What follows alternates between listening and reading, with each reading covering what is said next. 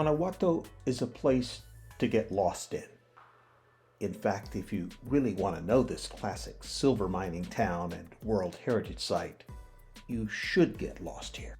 In its countless plazas and parklets, its magnificent churches, civic landmarks, and colonial architecture.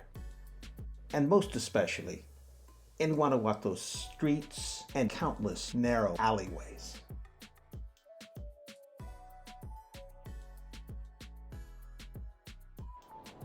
Of course, Guanajuato is filled with callejones, alleyway streets, some of them so narrow that barely two people can pass. But there's one thing they have in common, and that is, at some point, you're always rewarded with a view.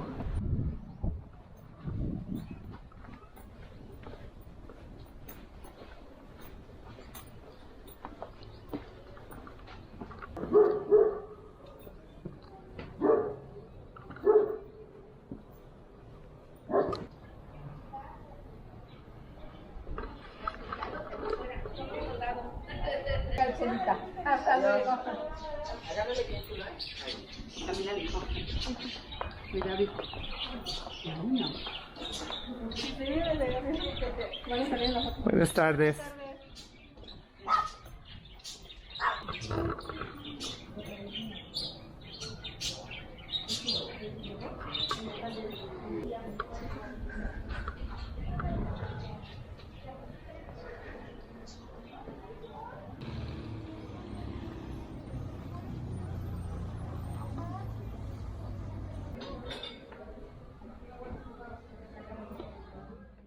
When you do get lost here, and you will, embrace it, because chances are you'll come out at some wonderful spot you wouldn't have discovered otherwise.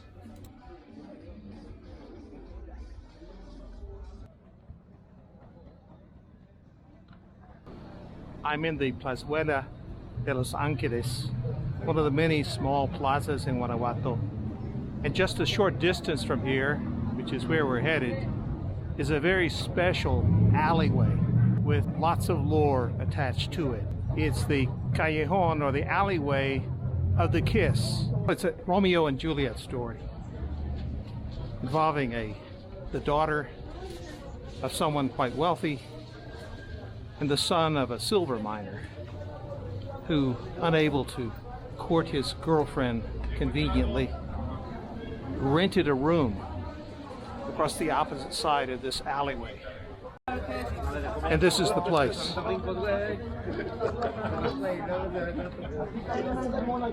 As you can see, there are many people in line waiting their turn. As it turns out, kissing can be lucrative here for photographers on the beat.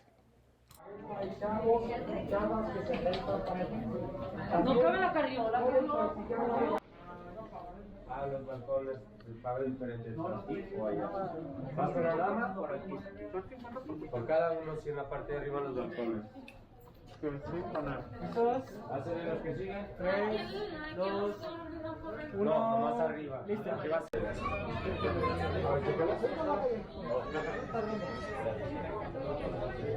¿Tienen una foto instantánea, joven?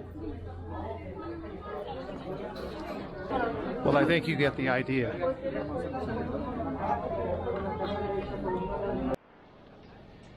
If Guanajuato were merely a gorgeous mountain town with old world charm, a lively cultural scene, and loads of things to see, that would be one thing. But it's also played a central role in Mexican history. That huge stone structure behind me is the Alhóndigas, site of the first victory by Mexicans in their War of Independence with Spain in 1810. The Spaniards built it as a massive granary, but at the time of the revolt, it became a fortress for Spanish soldiers and loyalists. And after fierce fighting, it looked like the Spaniards would be able to hold out inside. That is, until a young man known by his nickname Pepila, under orders from revolutionary priest Miguel Hidalgo, strapped a huge stone to his back to protect himself from bullets, and set fire to the entrance you see behind me, burning the doors down and enabling the rebels to get inside and rout the Spaniards. Today, Pipila is honored with a huge statue towering above the city on a hillside, and the Alhóndigas is both museum and shrine.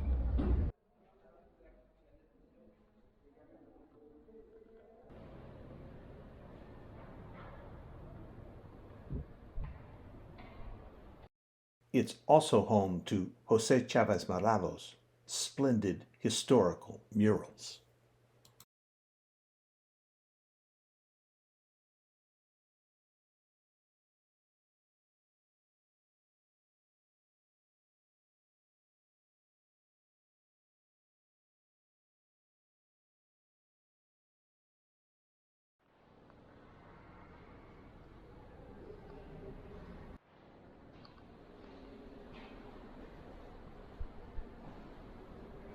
But enough for now about Guanajuato's history.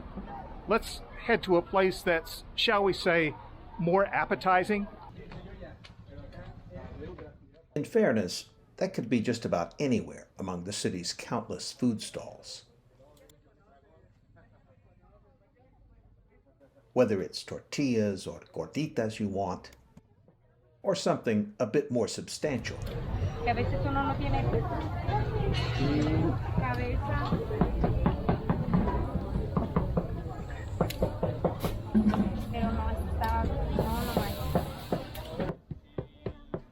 This stall is strictly a family affair.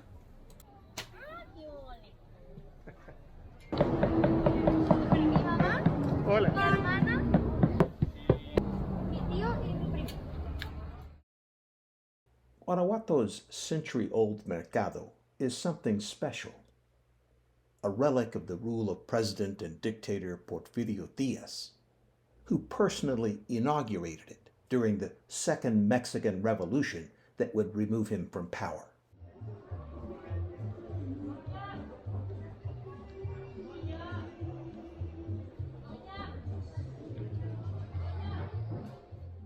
Its vitality is undiminished since my first visit here years ago.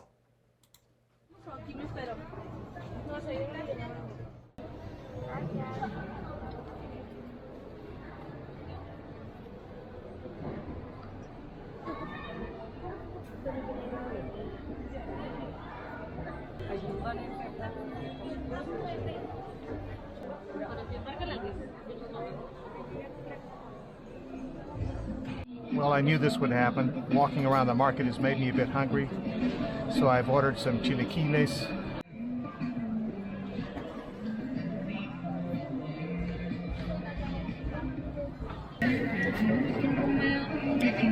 Spicy and delicious, just the way I like it.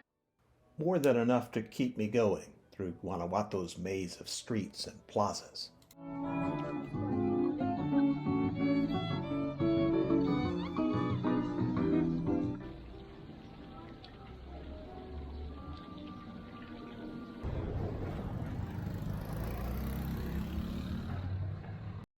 This handsome house happens to be the boyhood home of artist Diego Rivera.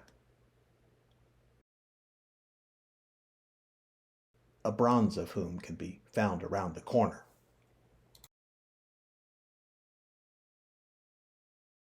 Unlike other colonial towns in Mexico, there's no real zócalo or main plaza here. But there is the Jardín de la Unión, a triangular courtyard surrounded by pruned Indian laurels that is as pretty a plaza as you'll find anywhere.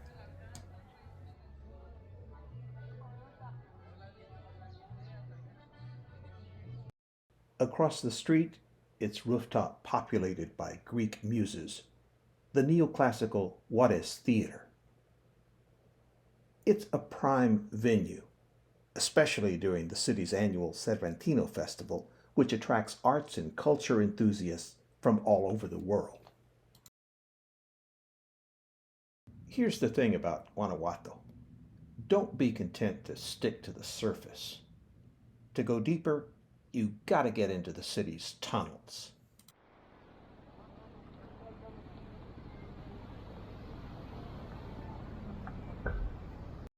The tunnels are a man-made wonder, built in what were underground river passages to redirect all traffic moving in an easterly direction under the old quarter. But as you quickly notice, there are pedestrian walkways there too, even bus stops. To experience the tunnels, you can walk into them, hire a taxi, or pretty much count on any van-sized tour to take you through one or another of them.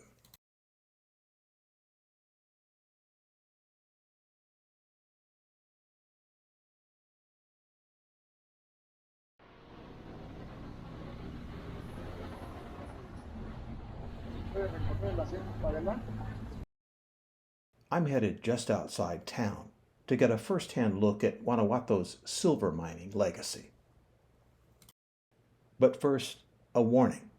We're about to make a rather macabre stop. I'm outside one of Guanajuato's more unusual tourist attractions, if you will. That is a cemetery that has preserved the mummies of persons who were dug up here starting in 1865 in an extremely well-preserved condition. I have filmed only briefly and discreetly. Unusual to say the least. Some might say even grotesque, but nonetheless it's of interest to many people who come here. It does inform one about the interest in the dead that permeates a sector of Mexican culture. Up the road we arrive at this place, the entrance to the historic Valenciana mine, which from roughly 1774 through the first quarter of the 19th century is said to have produced more than half of the world's silver. Outside a shop in front of the mine, I met this man selling ore souvenirs for the equivalent of $2. Notice his hands.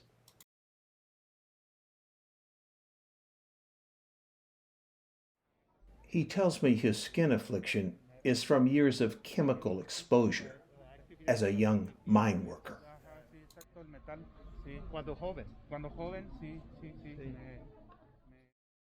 To actually go into a mine shaft, you have to travel a little farther. To this place, the San Ramon mine, established in the year 1549. Today the San Ramon mine is a gold mine, or should I say silver mine. Not for the ore coming out of this place, but for the tourists it attracts. There was a period after the U.S. stock market collapse of 1929 and the crash of mineral prices that this place was derelict. It was basically a ruin. But in the decades following, it became a tourist attraction. And what you see behind me is almost all original construction. The stone headquarters of the mine and its entrance date back to the 16th century, with the exception of the yellow stucco area in the middle, which is a modern addition.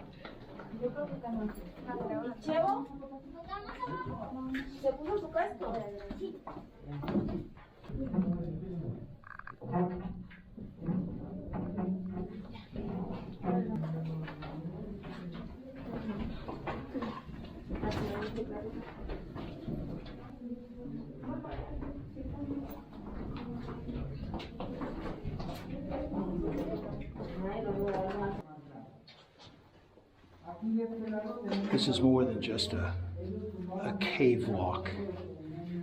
When you consider the conditions that countless people were subjected to in order to extract the mineral wealth for the few, it really brings to life the difficulty that the poor faced, the commoners faced during the long era of silver and gold exploration here, or should I say exploitation here.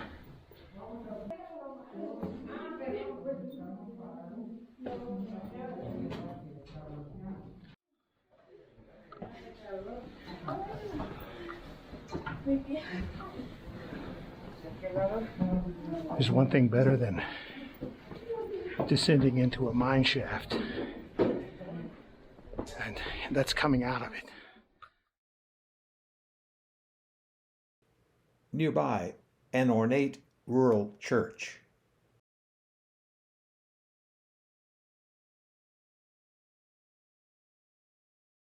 Built by and for colonial mining elites more than 2 centuries ago.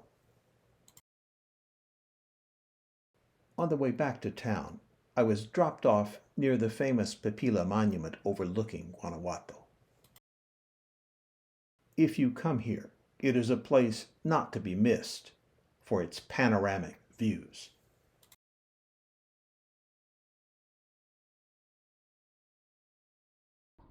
It's my second time here this trip. I'd earlier come up via the historic funicular, which I also recommend.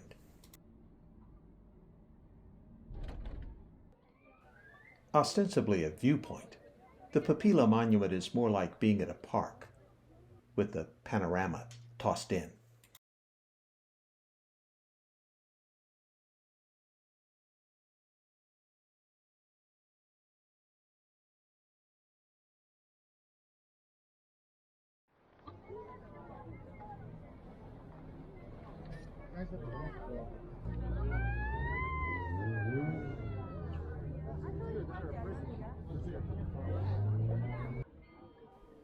The church bells down below, a bonus.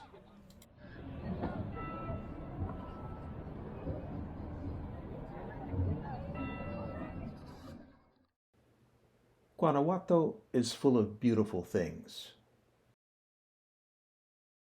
Things that sometimes surprise you. There's a plaza to suit one's taste, no shortage of friendly people. And if none of that appeals to you, you can always grab a beer, go to the jardín, and see who comes by. Like these guys, who if nothing else, are like Guanajuato itself, the real deal.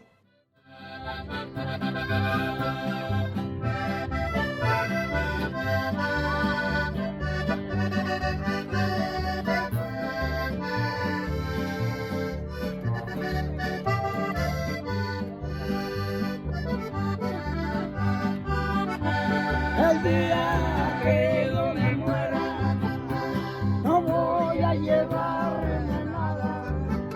Hay que darle gusto al gusto. La vida pronto se acaba. Lo que pasó en este mundo no más el recuerdo queda. Ya muerto voy a llevarme.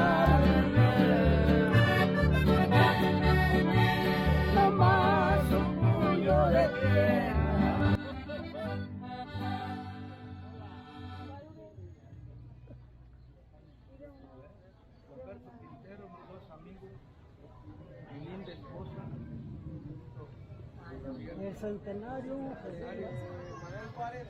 Ok.